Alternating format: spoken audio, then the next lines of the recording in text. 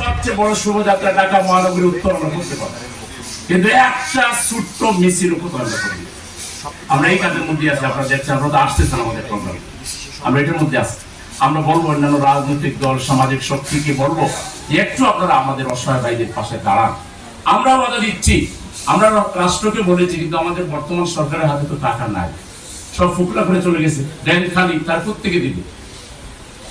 আমরা এজন্য বসে নাই।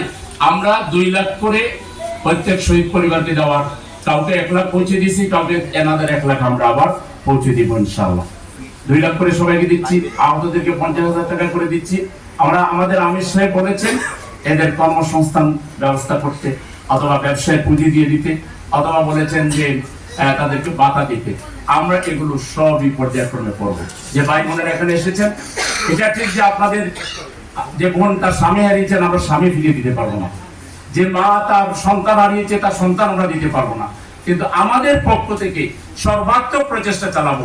ইনশাআল্লাহ আমরা আপনাদের পাশে আছি এবং থাকবো। আপনারা এই ব্যাপারে আমাদের উপর আস্থা রাখতে পারেন। আমরা আপনাদেরকে ছেড়ে যাব না, আপনাদের পাশে আমরা থাকবো ইনশাআল্লাহ। আর সর্বোপরি আমরা বলবো, সম্মানিত মিডিয়ার ভাইদেরকে বলবো, দেশবাসীকে বলবো, জাস্টিসের জন্য আমাদের ছেলেরা রক্ত দিয়েছে, আমাদের মেয়েরা রক্ত। জাস্টিস কিভাবে হতে পারে? এই দেশ সংখ্যাগরিষ্ঠ মুসলমানের দেশ, রাষ্ট্রধর্ম ইসলাম, বিসমিল্লাহির রহমানির রহিম সংবিধানে আছে। আমরা আল্লাহতে বিশ্বাস করি, আখিরাতে বিশ্বাস করি। আমাদের ঈমান হলো আখিরাতে আমাদের সব কাজের হিসাব দিতে হবে। এই ধরনের একটা বিশ্বাস, মূল্যবোধ, নৈতিক চরিত্র ছাড়া আপনি জাস্টিস, যার চরিত্র নেই সে জাস্টিস দিবে কোথেকে? সেই জন্য জাস্টিস আনার জন্য আমরা কি কোরআন চর্চা বাড়াবো? কোরআনের মধ্যে কোনো ব্যবস্থা আছে কিনা?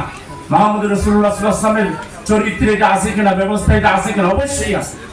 আমরা যদি এটা চর্চা বাড়াতে পারি, সবার নলেজে যদি আমরা নৈতিক শিক্ষা ঢুকাই দিতে পারি, মানুষ যদি আল্লাহকে ডরায়, পরকালের বিশ্বাস যদি শক্তিশালী হয়, কোনো পুলিশও লাগবে না, কাউকে লাগবে না, সে নিজে থেকেই ঘুষ খাবে না, সে নিজে থেকেই দুর্নীতি করবে না, সে নিজে থেকেই খুনের নির্দেশ দিবে না, সে নিজে থেকেই শৃঙ্খলিত, নিজেকে সুশৃঙ্খল রাখবে। আমরা বিশ্বাস করি, আমরা যদি সংখ্যাগরিষ্ঠ মুসলমানের দেশে কোরআনের দৃষ্টিভঙ্গিটাকে, হাদিসের দৃষ্টিভঙ্গিটাকে, মুহাম্মদ রাসূলুল্লাহ ইসলামের জীবন চরিত্রটাকে চর্চা বাড়াতে পারি, হতে পারে আমাদের যে জাস্টিসটা আমরা পেতে চাই সেটাই আমরা এনশিওর করতে পারবো।